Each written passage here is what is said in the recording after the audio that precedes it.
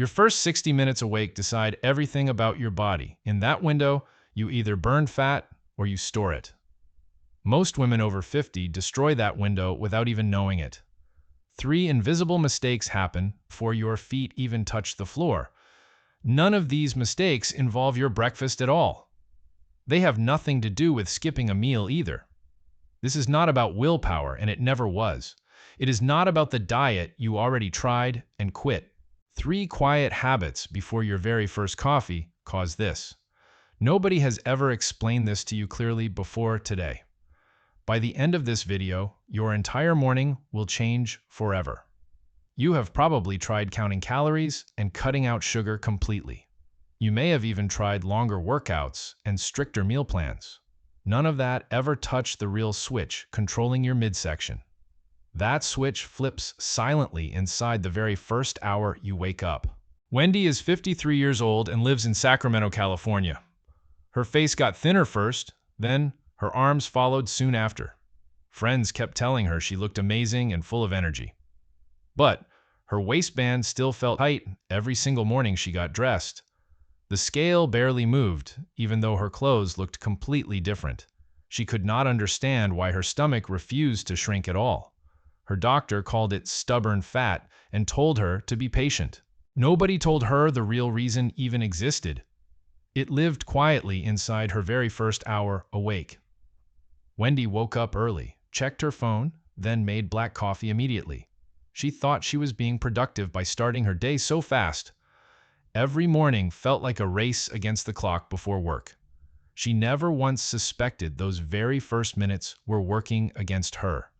In reality, she was quietly feeding the exact problem she wanted gone. Cortisol rises on purpose about 30 minutes after you open your eyes. It is designed to wake your brain and get your body moving. That part of cortisol is completely normal and even necessary for survival. The real danger begins when cortisol stays elevated for far too long.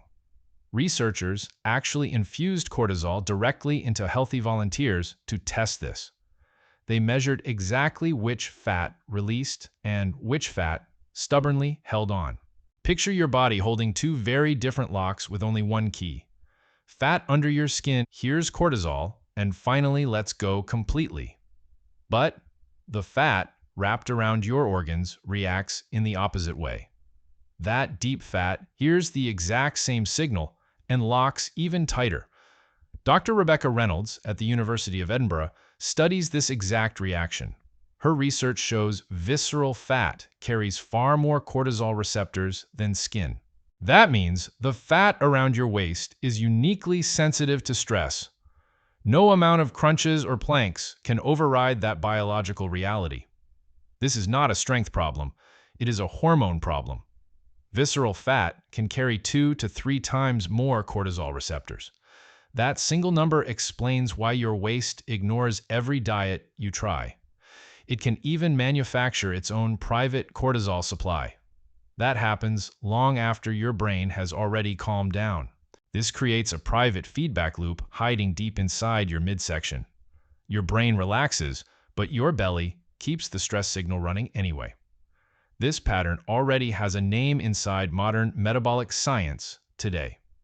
Scientists quietly call this mechanism the double lock signal working against you. It hears one single stress cue and answers with 2 opposite commands. Release the fat sitting quietly on your arms, but store even more fat directly at your waist.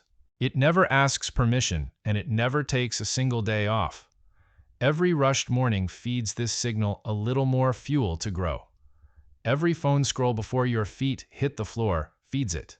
It happens before you have even managed to stand up. The double lock signal thrives on your busiest, most distracted mornings. It does not care how disciplined you are all day.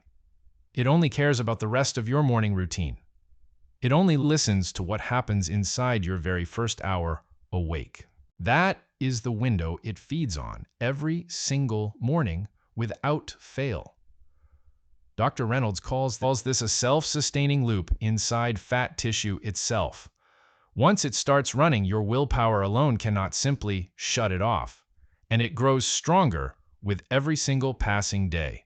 It grows strongest while you stay completely unaware it exists. Here is something almost nobody talks about anywhere on this exact topic. A 2025 study removed internet access from people completely. Participants lived without any internet for 2 full weeks. Their mental health scores improved as much as antidepressant trials showed. 91% of people improved on at least one clear measurement. Nobody in that study measured belly fat directly at all. So, I cannot promise your phone alone builds visceral fat by itself. But chronic stress from constant alerts feeds the exact hormone that does. And that connection alone was enough to change my own morning routine. I stopped treating my phone like a harmless morning habit. I started treating it like fuel for a signal. A signal I honestly did not want to feed anymore. That single mindset shift changed how my whole day started. Here is exactly how you shut down this exact signal. You can start doing this the very next morning. Step 1 begins before you take a single sip of coffee. Drink 1 large glass of water with a small pinch of salt. Your body has been quietly dehydrated for 6 to 8 hours overnight. Dehydration alone can silently push your cortisol response even higher. That small glass tells your brain the danger signal can finally relax. Sparkling water works too, as long as it carries real minerals. This single habit alone can lower your morning cortisol response measurably. Keep the glass and the salt sitting right beside your sink. Removing the decision entirely makes the habit stick far longer. Wait 60 to 90 minutes before you touch any caffeine at all. That gap lets your natural cortisol peak fall back down first. Then your coffee can actually do its job instead of stacking stress. Step 2 happens while you are still lying quietly in bed. Leave your phone charging in another room overnight, not beside your pillow. The first 30 minutes of your day are already cortisol saturated naturally. Scrolling news or messages stacks on even more stress. It piles directly on top of your morning cortisol peak. Step outside instead and let real morning sunlight hit your eyes directly. Do this before you open a single app on your phone. Even a cloudy morning still delivers enough usable light for your clock. 5 to 10 minutes of natural light resets your internal body clock. Dr. Sachin Panda at the Salk Institute calls this your circadian anchor. It helps every hormone in your body sync properly. Your entire system finally knows exactly what time it is. If your mornings stay dark, try a bright daylight lamp. It works nearly as well as real morning sunlight. Step 3 arrives the moment you finally break your fast for breakfast. Build that very first meal around 30 to 50 grams of protein. Eggs, Greek yogurt, or chicken with avocado all work perfectly here. Protein keeps your blood sugar steady and quiets cravings for hours afterward. Skip the sugary cereal, the juice, and the plain bagel entirely. Those foods spike insulin fast and shut down fat burning immediately. After you eat, take a 10 to 15 minute walk outside.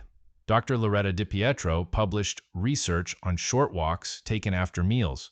Her study found 3 short walks beat 1 single long walk completely. Your muscles pull sugar directly out of your blood. They do this without needing 1 drop of extra insulin. That sugar gets used immediately as fuel instead of stored as fat. 3 simple shifts, done every single morning, quietly disarm the signal completely. None of these steps require a gym membership or a single supplement. They only require you to protect your very first 60 minutes awake.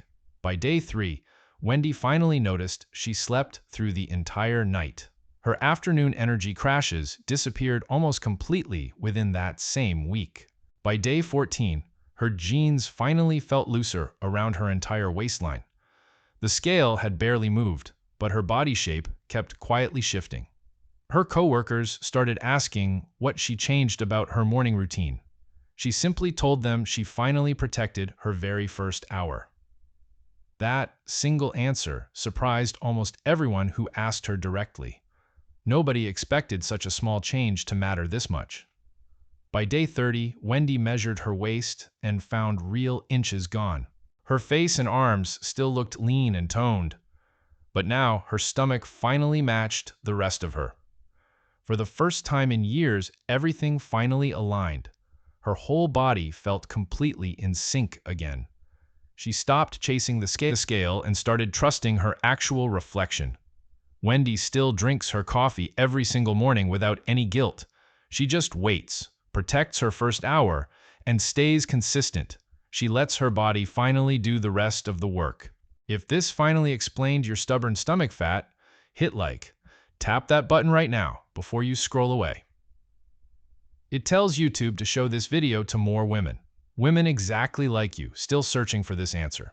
Subscribe right now, because next week reveals something bigger. It is the nighttime version of this exact signal. That video shows what happens after dinner every single night. It shows exactly how your body finally repairs itself. You will not want to miss that late night hour. It matters just as much as your morning routine does. Comment below and tell me exactly which step you will try first. Maybe it is the water and salt before your very first coffee.